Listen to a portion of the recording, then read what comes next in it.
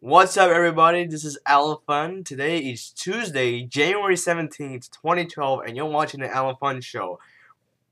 We're gonna begin tonight with a tragedy in the Mediterranean Sea, where a sailor took the cruise ship in a wrong course, causing passengers to evacuate from the ship on an Italian island. Kind of sad. Well, now the cruise captain could be facing charges after he was arrested on Saturday, where according to Fox News, the captain of a capsized cruise ship made repeated excuses as an Italian Coast Guard official repeatedly ordered him to get back on the vessel, potentially still packed with thousands of frightened passengers and crew. A recording released today, where Captain Francesco Schettino can be heard on a recorded telephone conversation with Italian Coast Guard Captain Gregorio De Falco, telling the official that he does not want to return to the ship despite ongoing evacuations after it struck a rock late Friday and capsized. Where in the conversation he says, "Tell me, are there children, women, and what kind of help they need?" De Falco said, and you tell me the number of each of these categories. Is this clear? Look, Schettino, perhaps you have saved yourself from the sea, but I will make you look very bad. I will make you pay for this." "Captain, please," Chanel replied. "There's no please about it," Del Falco said. "Go back on board. Assure me you're going back on board." Chanel replied, "I am in the lifeboat under the ship. I haven't gone anywhere. I'm here." Chanel later agrees to reboard, but it's unclear if he did. Mr. Horner says Shinino saved hundreds, if not thousands of lives when he maneuvered the ship close to shore after crashing to reefs. He has been placed under house arrest, according to the Associated Press.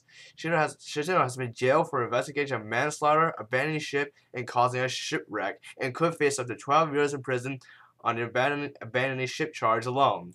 The 52-year-old Shinino, described by the Italian media as the Genino 10 ship officer, has worked for 11 years for the ship owner and was made captain in 2006. He hails from Messer de Sorrento in the Naples area, which produces many of Italy's ferry and cruise boat captains. He attended the Nino Bexel Merchant Marine School near Sorrento. Shinino committed a mortal sin when he dismarked the vessel prior to complete evacuation, according to the Vice President of American Maritime Officers Union, where they told Fox News. Michael Murphy, National Vice President of Government Relations for the largest union of merchant marines officers in the United States, says Cheto should have never fled the Costa Concordia after it capsized. Right now, there's like 70 people dead, about 25 people still missing, and a lot of people have been evacuated from the boat without going through evacuation procedures, even before leaving the even before the cruise ship leaving the port. Kind of ridiculous. Like, the crew didn't even tell them how to evacuate from the ship in case of an emergency. Kind of a shame, isn't it? As of right now, the capsizing of the Costa Concordia, the ship that was involved in the Saturday's crash. It was very interesting. Sort of listen to the way Ryan Griggs. Oh my God! Shut up, ESPN. You know what? You're not really that important. But anyways, the capsizing of the Costa Concordia could not have come at a worse time for the cruise industry, right at the start of peak booking season. We're gonna look at that. Where the accident will cost hundreds of millions of dollars, which is a lot of money. At least $500 million to $1 billion at the peak of a cruising season. Can you believe this? This is ridiculous. Why would a sailor do a stupid thing to make the accident so costly? Why? Have some major tech news. It's all about SOPA, which stands for the Stop Online Piracy Act.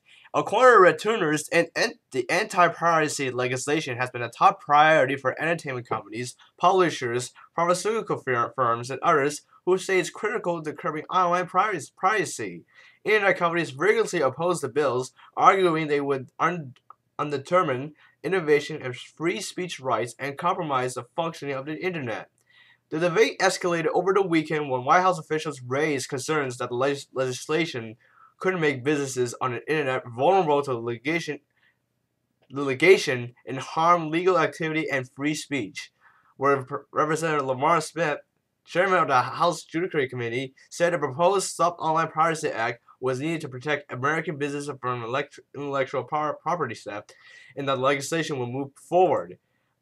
This is ridiculous. There's already been a lot of companies that are going against SOPA, including some YouTubers, who's gonna do absolutely nothing, just gonna do besides doing all the SOPA stuff. And it also includes Wikipedia and GoDaddy, who formally supported SOPA. Man, if the SOPA bill is passed, then and the internet is kind of pretty much just doomed. There's obviously no way after the bill's passed. I went to the article about Jim Caldwell, who was fired from Indianapolis Colts. According to ESPN, Jim Caldwell endured everything thrown at him during his first 2 seasons as the Colts coach, replacing a friend, rebounding from losses, and fighting through injuries. Not having Peyton Manning around in 2011 was just too much. Caldwell was fired Tuesday, a little more than 2 weeks after the Colts' worst season in 2 decades. People in India might be thinking, are the Colts doing so bad? They used to do so good in the past. But anyways, if the coaches are not really that good, that's why a certain football team might have the worst season ever. Finally tonight, Betty White wins yesterday's night on which was Martin Luther King's Day. The day where we celebrates him and the civil rights movement. Show us why we should respect people, even for races, even for like sexuality, like anybody. But anyways, up against the Bollywood debut of Fox Alcatraz and the strong CBS Monday Night of comedies, NBC's 90-minute tribute special, marking a hot in Cleveland star 90th birthday, attracted the most primetime viewers according to Nielsen overnight data. And if that wasn't enough, the second most watched show was a sneak peek Off Their Rockers, White's new senior citizens prank younger folks series. At 9:30, 8:30 Central, it outplays everything, especially Mike and Molly and Two and a Half Men. But the numbers for Alcatraz was 10% better than the 2-hour premiere of Terra Nova and made it to the network's strongest dramatic series debut since Lie to Me in 2009. Gossip Girl came back with numbers about on par with its fall finale. So this can tell us so many people love Betty White. They decided not to watch their regularly scheduled comedy show or drama show to celebrate Betty White's 90th birthday, which is probably the same day as Martin Luther King Day of this year. But that was according to unknown website that I visited that I couldn't remember. Oh well. Maybe I'll try to say according to next time before I even say something. That was a mistake. That won't happen again. But anyways, that's all for today's show. I'm out of fun. I'll see you next Tuesday.